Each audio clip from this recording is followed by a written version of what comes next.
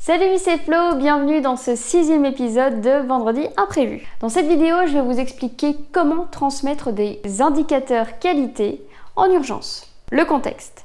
Vous êtes en plein dans vos tâches et votre chef vient vous voir en vous demandant des résultats, des indicateurs qualité. Et bien sûr, c'est pour tout de suite. Ma solution en 3 étapes. Première étape, posez-vous ces questions.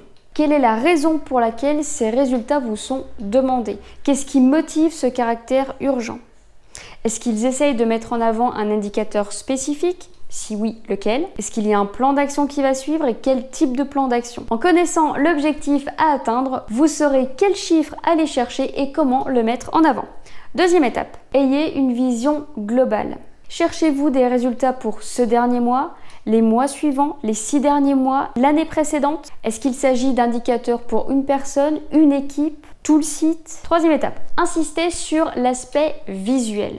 Les résultats doivent parler d'eux-mêmes. Utilisez des tableaux, des graphiques, des couleurs, ce que vous voulez, pourvu que ces résultats puissent être lisibles. Soyez créatif pour que ces résultats puissent être visibles directement, sans avoir besoin de lire quoi que ce soit. Un exemple. Pour connaître mes actions de ce mois, je vais regarder les résultats du mois dernier. Ici, je vais parler d'évaluation de conseillers. Je vais prendre tout le site, je vais regarder ma grille d'évaluation et tous les items qui sont en écart.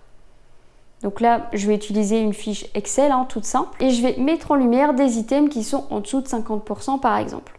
Là, je vais avoir des couleurs qui vont ressortir, je vais avoir mes items à travailler et bien sûr les apprenants qui sont les plus impactants. Chose importante, je vais regarder les facteurs qui peuvent influencer ces résultats. Par exemple, de nouveaux arrivants, de nouvelles procédures, une nouvelle grille d'écoute qui puisse impacter les évaluateurs et ceux qui sont évalués, et l'actualité et les actualités du site qui peuvent impacter aussi les résultats. Mon petit plus, accompagnez vos résultats d'un plan d'action. D'abord un plan d'action à court terme, quelque chose que vous pouvez faire tout de suite, aujourd'hui, et qui aura des résultats à la fin de la journée.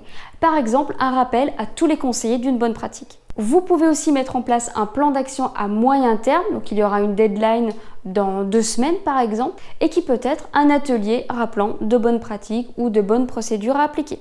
Pour toute remontée aux questions, n'hésitez pas à m'en faire part en m'écrivant juste ici. Rappelez-vous que si vous vous posez une question, quelqu'un d'autre se la pose aussi. Donc n'hésitez pas et écrivez-moi. Quant à moi, je vous retrouve vendredi prochain. Bonne semaine!